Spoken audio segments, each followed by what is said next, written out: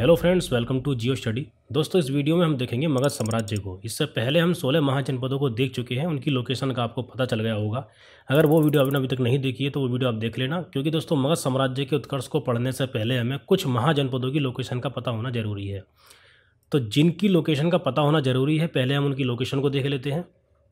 दोस्तों, आप जानते ही होंगे कि बिहार के लगभग मध्य से गंगा नदी होकर गुजरती है। तो गंगा नदी के दक्षिण में बिहार में ये है मगध महाजनपद, और ऊपर है दोस्तों, गंगा नदी के ऊपर है बज्जी महाजनपद। तो बज्जी महाजनपद और मगध महाजनपद के बीच में दोस्तों ये गंगा नदी थी। और बज्जी महाजनपद के अगर हम पश्चिम में देखेंगे तो यहाँ पर है दोस्तों ये मल्ल महाजनपद। बज्जी और मल्ल दोनों गणराज्य थे। 16 महाजनपदों में केवल ये 2 गणराज्य थे, बज्जी और मल्ल। मल्ल के भी और पश्चिम में जाएंगे तो दोस्तों यहाँ पर है कौशल महाजनपद, और कौशल के दक्षिण में यहाँ पर है ये काशी महाजनपद। ये उत्तर प्रदेश में दोस्तों कौशल महाजनपद, और यहाँ पर ये है नीचे काशी महाजनपद। और मगध साम्राज्य के मगध महाजनपद के पूर्व में यहाँ पर ये है अंग महाजनपद, जो कि सबसे पूर्व का महाजनपद था। और इसके अलावा दोस्तों एक महाजनपद का और याद रखना है आपको। यहाँ देख सकते हैं ये मालवा के क्षेत्र में है अवंती महाजनपद। ठीक है दोस्तों, ये मालवा के क्षेत्र में था अवंती महाजनपद। तो इतने महाजनपदों की लोकेशन का पता होना जरूरी है मगध साम्राज्य को पढ़ने से पहले। और यहाँ एक बात और समझ लेते हैं हम, सभी महाजनपदों में केवल मगध महाजनपद का ही उत्कर्ष क्यों हुआ, मतलब मगध महाजनपद के शक्तिशाली बनने के कारण क्या है। ये मगध महाजनपद बिहार में गंगा नदी और सोन नदी के क्षेत्र में था, जिस कारण यहाँ व्यापार के विकल्प अच्छे थे, और इन नदियों के कारण सिंचाई व्यवस्था बेहतर होने के साथ साथ कृषि साधन भी अच्छे थे। इसके अलावा मगध महाजनपद के आसपास लौह अयस्क के होने के कारण भी ये राज्य शक्तिशाली हुआ, और मगध महाजनपद के राजा भी शक्तिशाली थे, जिन्होंने विस्तार की नीति अपनाई। अब हम शुरू करते हैं, एक एक करके सभी को पढ़ते हैं। दोस्तों, मगध साम्राज्य का काल जो रहा है वो 544 बीसी से 185 बीसी तक रहा है। तो ये 544 बीसी जरूर याद रखना है आपको। 544 बीसी से मगध साम्राज्य स्टार्ट हो गया था। सभी महाजनपदों में मगध सबसे शक्तिशाली महाजनपद था, किंतु इससे पहले काशी महाजनपद सबसे शक्तिशाली था। 6ठी सदी ईसा पूर्व के स्टार्टिंग में काशी महाजनपद सबसे शक्तिशाली महाजनपद था सभी महाजनपदों में।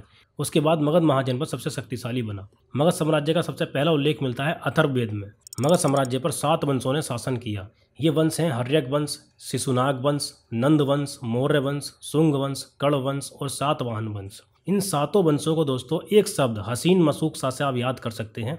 यहाँ लिखा है हसीन मशूक़। हा से हम याद करेंगे हर्यक वंश को, सी से याद करेंगे शिशुनाग वंश को, ना से हम याद करेंगे नंद वंश को, मा से मौर्य वंश को, सु से शुंग वंश को, और का से कण वंश को, सा से सातवाहन वंश को।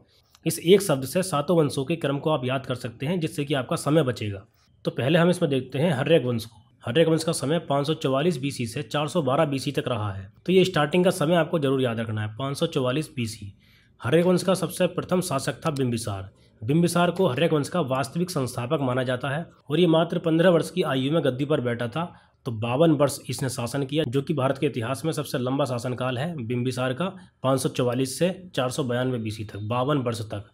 ठीक है, ये याद रखना है आपको। इसके अन्य नाम हैं श्रेणिक, श्रेणिक जैन साहित्य के अनुसार है इसका नाम, और क्षेत्रोजस है इसका मत्स्य पुराण के अनुसार। क्षेत्रोजस और श्रेणिक, इन दोनों नाम आपको याद रखने हैं। इसके अन्य नाम हैं। राजधानी है दोस्तों इसकी राजगृह। राजगृह को इसने राजधानी बनाया। इससे पहले इसकी राजधानी थी गिरिब्रज।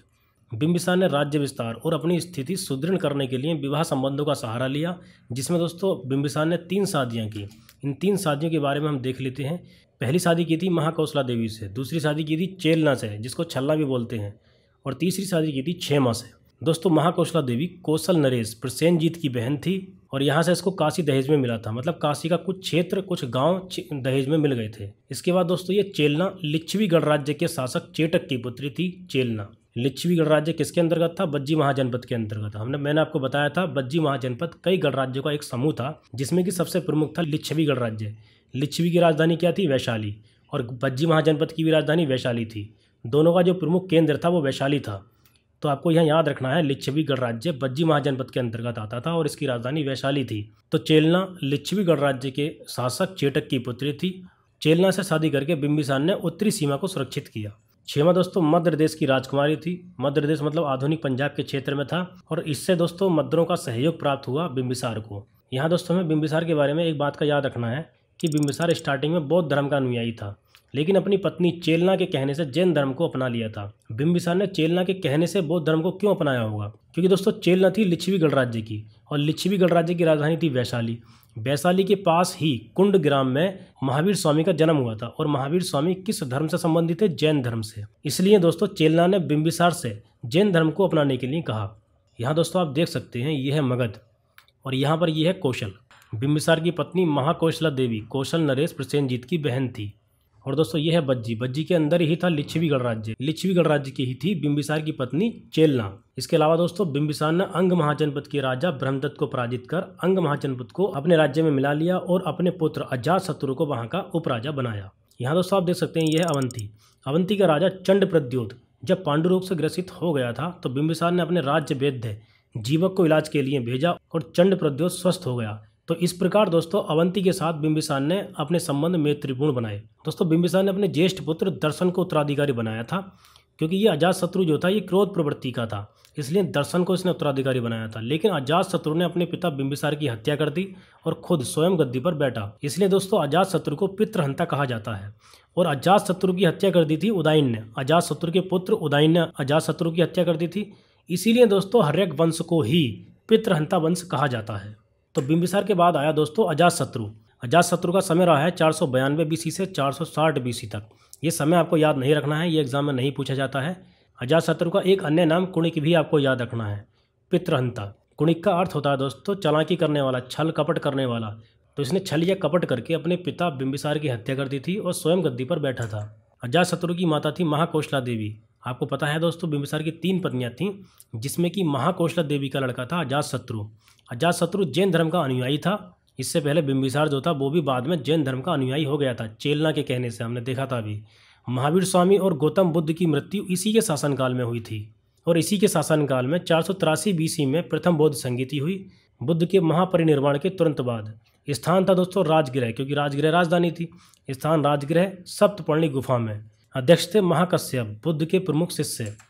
और द्वितीय बौद्ध संगीति कहाँ हुई थी? वैशाली में हुई थी। अध्यक्ष थे सबकामी और राजा कालाशोक के समय में हुई थी। अजातशत्रु के संघर्ष या विजय के बारे में हम बात करें तो काशी को लेकर प्रसेनजीत से संघर्ष हुआ था, क्योंकि दोस्तों प्रसेनजीत की बहन महाकौशला देवी से बिंबिसार ने शादी की थी। इसलिए बिंबिसार को प्रसेनजीत ने काशी दहेज में दिया था, ना कि अजातशत्रु को। और अजातशत्रु ने बिंबिसार की हत्या कर दी, इसलिए प्रसेनजीत को यह सब पसंद नहीं आया और प्रसेनजीत ने दोबारा काशी पर अपना दावा किया। इसीलिए काशी को लेकर प्रसेनजीत से अजातशत्रु का संघर्ष हुआ और अजातशत्रु दोस्तों विजय रहा। जब अजातशत्रु विजय हो गया तो अजातशत्रु ने प्रसेनजीत की पुत्री वाजिरा से विवाह किया। यहाँ दोस्तों आपको एक बात पर ध्यान देना है, अजातशत्रु ने प्रसेनजीत की पुत्री वाजिरा से शादी की और अजातशत्रु के पिता बिंबिसार ने प्रसेनजीत की बहन महाकौशला देवी से शादी की थी। यहाँ मैंने दोस्तों ये दिखा दिया है, आप देख सकते हैं यहाँ पर। कौशल नरेश प्रसेनजीत की जो बहन थी महाकौशला देवी, इससे बिंबिसार ने शादी की थी, और इसकी पुत्री वाजिरा थी प्रसेनजीत की, इससे अजातशत्रु ने शादी की थी। और यहाँ सबसे नीचे आप देख सकते हैं बज्जी और मल्ल को भी जीता था अजातशत्रु ने। सभी महाजनपदों में बज्जी और मल्ल ऐसे थे जो कि गणराज्य थे, और इन दोनों को अजातशत्रु ने जीत लिया था। बज्जी को कैसे जीता था? दोस्तों बज्जी को जीतने के लिए अजातशत्रु का एक मित्र था वत्सकार। तो अजातशत्रु ने वत्सकार को बज्जी संघ में फूट डालने के लिए भेजा था। मैंने दोस्तों आपको बताया था बज्जी महाजनपद कई गणराज्यों का एक संघ था, जिसमें कि एक था लिच्छवी। तो वत्सकार ने वहां जाकर लिच्छवियों और अन्य सदस्यों, अन्य जो गणराज्य थे, उनके बीच मतभेद पैदा किया, जिससे उनकी एकता टूट गई और उनकी शक्ति कम हो गई। और जब बज्जी संघ कमजोर हो गया तो अजातशत्रु ने उन पर आक्रमण करके वैशाली को जीत लिया। वैशाली मतलब बज्जी को जीत लिया। बज्जी को जीतने के लिए अजातशत्रु ने नई तकनीकों का उपयोग किया था, जिसमें कि दोस्तों एक है महाशिलाकंटक, महाशिलाकंटक का उपयोग किया था, और एक है रथमूसल। आप यहाँ देख सकते हैं दोस्तों, ये है महाशिलाकंटक। ये विशाल पत्थर फेंकने वाला एक यंत्र था। ये प्राचीन तोप जैसा हथियार था महाशिलाकंटक। और यहाँ आप देख सकते हैं ये है रथमूसल। बीच में यहाँ एक घोड़ा है और यहाँ सैनिक बैठा होता था। ये एक युद्ध रथ था। यहाँ आप आगे देख सकते हैं, यहाँ धारदार हथियार लगे हैं। जब ये आगे बढ़ता था तो ये घूमते थे। ठीक है दोस्तों, तो ये भारी संख्या में रथों का उपयोग किया था अजातशत्रु ने इस युद्ध में। अब हम देखते हैं दोस्तों उदयन को। उदयन के बारे में मैंने आपको बता दिया था। उदयन ने अपने पिता अजातशत्रु की हत्या कर दी थी। तो ये द्वितीय पितृहंता है। गंगा नदी और सोन नदी के संगम पर एक किला बनाकर पाटलिपुत्र नगर को राजधानी बनाया। पाटलिपुत्र नगर की स्थापना किसने करी थी? अजातशत्रु ने। कहीं कहीं आपको देखने को मिलेगा पाटलिपुत्र नगर की स्थापना उदयन ने की थी। अगर दोस्तों आपको ऑप्शन में उदयन और अजातशत्रु दोनों मिलते हैं तो आपको अजातशत्रु लगाना है। अगर अजातशत्रु नहीं मिलता है तो आपको उदयन को लगाना है। तो पाटलिपुत्र नगर को राजधानी किसने बनाया? उदयन ने। और पाटलिपुत्र नगर की स्थापना किसने की थी? अजातशत्रु ने। पाटलिपुत्र उत्तर में गंगा नदी से और पश्चिम में सोन नदी से घिरा हुआ था। उदयन के 3 पुत्र थे जिन्होंने क्रम से शासन किया था। पहला था अनिरुद्ध, दूसरा था मंडक और तीसरा था दोस्तों नागदशक। ये नागदशक के बारे में आपको याद रखना है। हर्यक वंश का अंतिम शासक था। इसके मंत्री शिशुनाग ने नागदशक की हत्या की और शिशुनाग वंश की स्थापना की। आगे देखते हैं अब हम शिशुनाग वंश के बारे में। हर्यक वंश को हम देख चुके हैं। हर्यक वंश के बाद आता है शिशुनाग वंश। शिशुनाग वंश का जो समय रहा है वो 412 बीसी से 344 बीसी तक रहा है। तो शिशुनाग वंश का संस्थापक कौन है? शिशुनाग। 412 ईस्वी में शिशुनाग वंश की स्थापना की थी शिशुनाग ने। किसकी हत्या करके? नागदशक की। दोस्तों इसने राजधानी वैशाली को बनाया। इससे पहले राजधानी क्या थी? पाटलिपुत्र। पाटलिपुत्र को राजधानी किसने बनाया था? उदयन ने। तो ये सभी बातें आपको याद रखनी है। अवंती के राजा प्रद्योत को पराजित किया और अवंती को मगध साम्राज्य में मिला लिया। तो शिशुनाग ने अवंती को मिलाकर अपने साम्राज्य में मिलाया है। ये ध्यान रखना है आपको, किसने किसको मिलाया। सबसे पहले था बिंबिसार। बिंबिसार ने किसको मिलाया था? अंग महाजनपद को। उसके बाद अजातशत्रु ने किसको मिलाया? बज्जी और मल्ल महाजनपद को। और शिशुनाग ने मिलाया है दोस्तों अवंती को। अब हम देखते हैं कालाशोक के बारे में। शिशुनाग के बाद कालाशोक आया था और द्वितीय बौद्ध संगीति 383 बीसी में कालाशोक के समय में ही हुई थी। वैशाली में हुई थी क्योंकि वैशाली इस समय राजधानी थी। द्वितीय बौद्ध संगीति में अध्यक्ष था सबकामी और संरक्षक मतलब राजा था कालाशोक। और कालाशोक ने पाटलिपुत्र को पुनः अपनी राजधानी बनाया था। इसके 10 पुत्र हुए। इनमें से नंदीवर्धन अंतिम शासक हुआ। महापद्म नंद ने नंदीवर्धन की छुरा घोंपकर हत्या कर दी थी और नंद वंश की स्थापना की थी। अब हम देखते हैं नंद वंश के बारे में। नंद वंश का जो समय रहा है दोस्तों 344 बीसी से 322 बीसी तक रहा है। कुल 9 राजाओं ने इस पर शासन किया है। महापद्म नंद इसका संस्थापक था। अभी हमने देखा था नंदीवर्धन की हत्या करके महापद्म नंद ने नंद वंश की स्थापना की थी। महापद्म नंद के अन्य नाम भी आपको याद रखने हैं। उग्रसेन, सर्वछत्रांतक, अपरो परशुराम और एकराट। सर्वछत्रांतक का मतलब है दोस्तों सभी क्षत्रियों का विनाशक, क्योंकि दोस्तों इसने क्षत्रिय शासकों को हराकर सत्ता प्राप्त की थी। समकालीन है इसके पाणिनि। पाणिनि की जो पुस्तक है प्रसिद्ध पुस्तक वो है अष्टाध्याय, जो कि व्याकरण की प्रथम पुस्तक है। कलिंग के चेदी वंश का सबसे प्रतापी शासक खारवेल था। इस जानकारी का प्रमुख स्रोत खारवेल का हाथी गुम्फा अभिलेख है।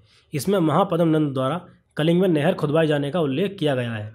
अर्थात यह नहरों की जानकारी देने वाला प्रथम अभिलेखीय साक्ष्य है। तो यहाँ से प्रश्न पूछे जाते हैं। खारवेल का हाथी गुम्फा अभिलेख है जहाँ से इसके बारे में पता चलता है। आगे देखते हैं दोस्तों। अब हम देखते हैं धनानंद के बारे में। धनानंद को यूनानी लेखकों ने अग्रमीज कहा है। इसके शासनकाल में ही 326 बीसी में सिकंदर का पश्चिमोत्तर भारत पर आक्रमण हुआ था।